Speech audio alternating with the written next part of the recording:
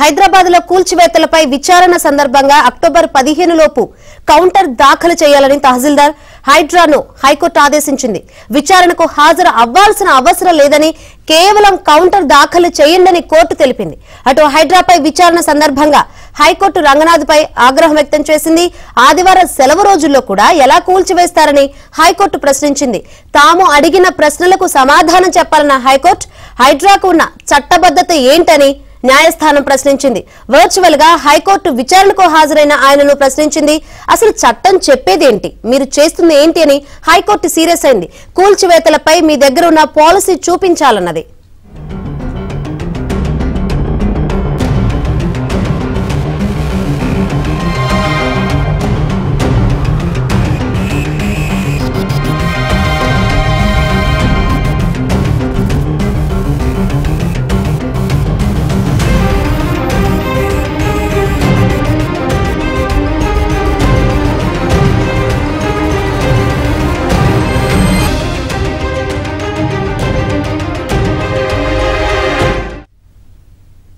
దీనిపై మరింత సమాచారం మా ప్రతినిధి ప్రవీణ్ అందిస్తారు. Over to you Praveen. అమీన్పూర్లో హైడ్రా కూల్చివేతలపై దాఖలైనటువంటి పిటిషన్లకు సంబంధించి తెలంగాణ హైకోర్టులో విచారణ కొనసాగింది. విచారణలో భాగంగా హైడ్రాకు ఈరోజు తెలంగాణ హైకోర్టు చురకలంటించిందని చెప్పాలి. ఎందుకంటే నిబంధనలు ఉల్లంఘించి కూల్చివేయడంతో పాటు నోటీసులు ఇవ్వకుండా, కొన్ని దగ్గర నోటీసులు ఇచ్చి సమయం ఇవ్వకుండా కూడా కూల్చివేసినటువంటి పరిస్థితి. పదే పదే ఆదివారం రోజు కూల్చివేతలపైనే తప్పుపట్టినటువంటి సందర్భాన్ని మనం చూసాం. ప్రస్తుతం ఇదే అంశానికి సంబంధించి మనతో పాటు మాట్లాడడానికి పిటిషనర్ తరపు న్యాయవాది ఉన్నారు. సార్, ముఖ్యంగా ఈ రోజు జరిగినటువంటి విచారణలో అంటే గతంలో హైడ్రా పైన అభినందనలు చెప్పింది తెలంగాణ హైకోర్టు, కానీ హైడ్రా చేస్తున్నటువంటి తీరును మాత్రం చాలా తీవ్రంగా తప్పుపట్టినటువంటి సందర్భాన్ని మనం చూసాం.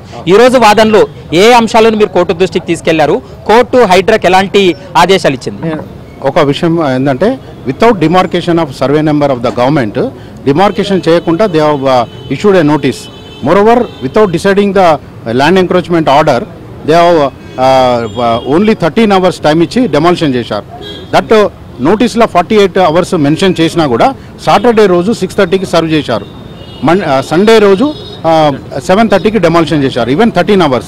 సండే డెమాలిషన్ చేయవలసిన అవసరం ఏమిందని కోర్టు వారు సీరియస్గా హైడ్రా కమిషనర్ను తర్వాత తహసీల్దార్ గారిని మందలించడం జరిగినది కోర్టులో.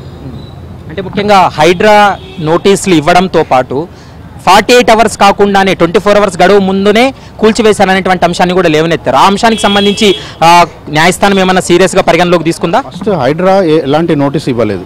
ఓన్లీ తహసీల్దార్ గారు సెక్షన్ 6 ప్రకారము మనకు నోటీస్ ఎవెక్షన్ ఇచ్చారు. అది కూడా 48 hours నేను చెప్పాను, 13 hours డెమాలిషన్ చేయలేదు. మీకు ఓవర్ నైట్ మీరు డెమాలిషన్ చేయవలసిన అవసరం మీకు ఎందుకు వచ్చింది అని అడిగారు కోర్టు వారు. దానికి ఎలాంటి సమాధానం చెప్పలేకపోయింది ఆ తహసీల్దార్ గారిని సీరియస్గా మందలించారు కోర్టు. ఈవెన్ హైడ్రా కమిషనర్ గారు కూడా కోర్టు వార్నింగ్ ఇచ్చింది. వాట్ ఎవర్ సండే నోట్ చేసేది ప్రాపర్గా నోటీసు మొత్తం డాక్యుమెంట్స్ ఎగ్జామిన్ చేయకుండా నువ్వు డెమాలిషన్ చేయడం అనేది కరెక్ట్ కాదు అని ఆల్రెడీ చెప్పింది. మరొక సీరియస్ అలిగేషన్, రాజకీయ నాయకులను కానీ లేకుంటే పై స్థాయి అధికారులను సంతృప్తపరచడానికే కింది స్థాయి అధికారులు అత్యుత్సాహం ప్రదర్శిస్తున్నారనేటువంటి అంశాన్ని వచ్చినప్పుడు కోర్టు ఏం కామెంట్ చేసింది? కోర్టు వారు ఆదేశించారు ఏమంటే, మీరు you should not act according to the political leaders as well as bureaucrats and whatever the proper procedure you have to follow for before demolition అని చెప్పాను. అలాంటివి చేస్తే మాత్రం I will take a serious note of that, I will take appropriate action అని కూడా చెప్పారు. ఫైనల్గా sir, ఇప్పుడు హైడ్రాక్ కానీ లేకుంటే అమీన్పూర్ తహసీల్దార్ కానీ ఏమన్నా కౌంటర్ దాఖలు చేయమనిందా? ఫర్దర్గా ఎలా ఉండబోతుంది? ఆర్డర్ హైడ్రాకు ప్లస్ తహసీల్దార్ గారికి రెవెన్యూ వారికి వాళ్ళకి ఆదేశించింది. కౌంటర్ 15-10 వరకు ఫైల్ చేయమని చెప్పింది. అప్పటి వరకు స్టేటస్ కో ఆర్డర్ గ్రాంట్ చేసింది.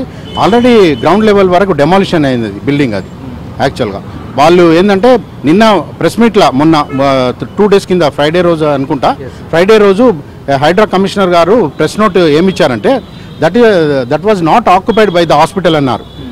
We have every document that 7/6/2024 the medical and health department has granted for the license to run the hospital, and every day there is 100 outpatients are visiting in the hospital, and more than 2 to 4 people are joining inpatients, and we have the records.